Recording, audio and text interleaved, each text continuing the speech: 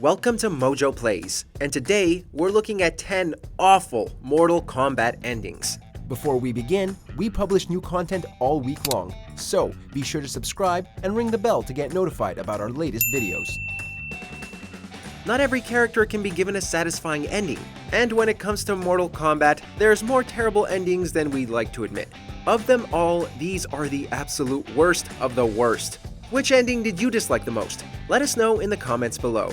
Reptile, Mortal Kombat 4. Quan Chi, I have served our Lord Shinnok well in the destruction of Earth's warriors. Yes. Much like Baraka, Reptile has been the butt of the joke between all of the Mortal Kombat ninjas.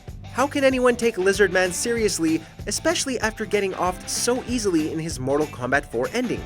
Reptile simply wants to return to his homeworld, believing he's done all he can to ensure Shinnok's reign over the realms. However, Quan Chi takes this as an insult, and Shinnok suddenly appears and finishes off Reptile. Like, the dude just wanted to go home. What reason did Shinnok have to do that? We had a deal. A deal?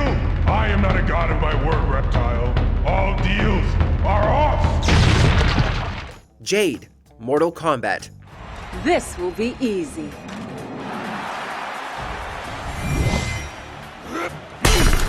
How could they get so lazy in developing our lovely Jade? After defeating Shao Kahn, Jade falls unconscious and meets an unnamed woman who has no prior history in the Mortal Kombat franchise. She basically shows up and says to Jade, "Hey, I'm gonna possess your body, okay? Thanks." Jade is pretty much getting screwed over by some rando as a reward for taking down Outworld's malevolent overlord. Yeah, because that makes total sense. I mean, couldn't they have given her a more honorable ending? Like, using her power to protect Kitana or helping Adenia? No, they're not exciting, but it's better than this. Jade was defenseless as the woman possessed her body and emerged in the waking world. Johnny Cage, Mortal Kombat, Deadly Alliance.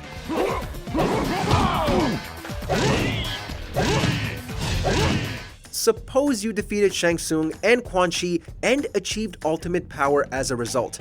How would you use it? Fight crime? Protect the world? Whatever reason you have makes more sense than Johnny's choice in Deadly Alliance. Get this, the guy decides to terminate his contract with a movie distributor and then raises funds to make a Mortal Kombat movie telling how he stopped Quan Chi and Shang Tsung from conquering Earthrealm. He also got super rich. Not like he wasn't before, but whatever. The movie told the true story of how Johnny Cage single-handedly saved the world from the threat of Quan Chi and Shang Tsung's deadly alliance. Cassie Cage, Mortal Kombat X.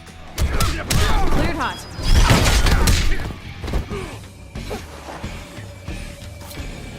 Cassie and other MKX kids, Jakui, Takada, and Kunjin, were a bit polarizing when they were introduced in MKX, and they each had pretty subpar endings. But of them all, Cassie's was the worst. You cannot tell us with a straight face that an inexperienced soldier like Cassie managed to defeat a powerful being like Shujinko.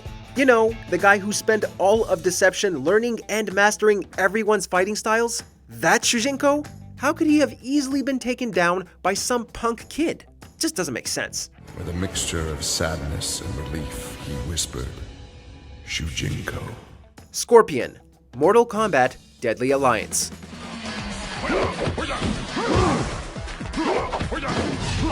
It was one thing to forget to put Scorpion in Mortal Kombat 3. It's a whole other level of injustice to off him in the most ridiculous way possible.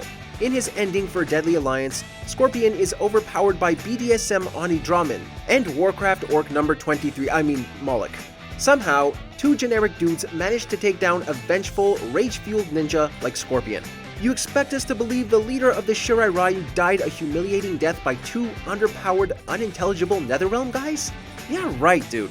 Scorpion fought well, but was overpowered by Moloch and Draman, although they could not consume the ninja specter. Cyber SubZero, Mortal Kombat. You are not so fearsome. Cyber SubZero was one of the coolest new additions to the franchise we had seen in a long time, and yet they somehow still blew it. Whereas the rest of the cast got narrations for their endings, Cyber SubZero gets jack all, and we're left to piece together what exactly happened to him. Obviously, something happened with him absorbing Shao Kahn's power, but did Shao Kahn take over his body, or did Cyber SubZero just turn evil? It is supposedly the former, but it's hard to tell when no explanation is provided. Oh, but Kratos and Freddy get proper endings? Let's just forget the new guy.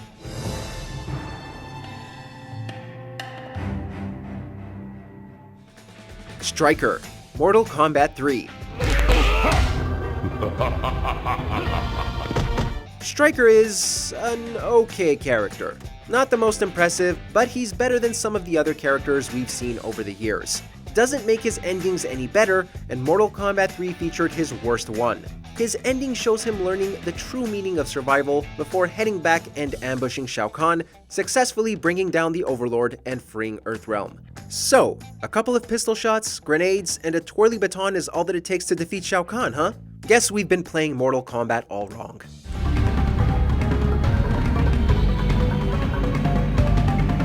Mocap, Mortal Kombat Deadly Alliance.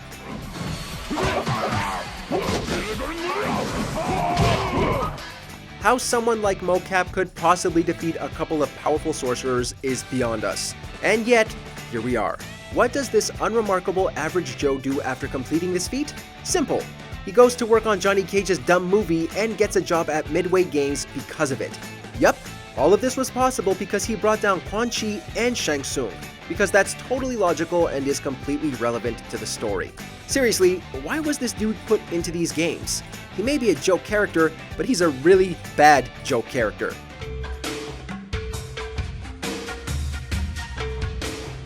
All of them.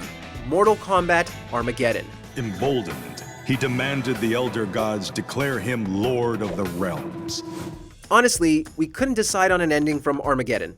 Cobra's was pretty lame since he gets inexplicably killed by Kira.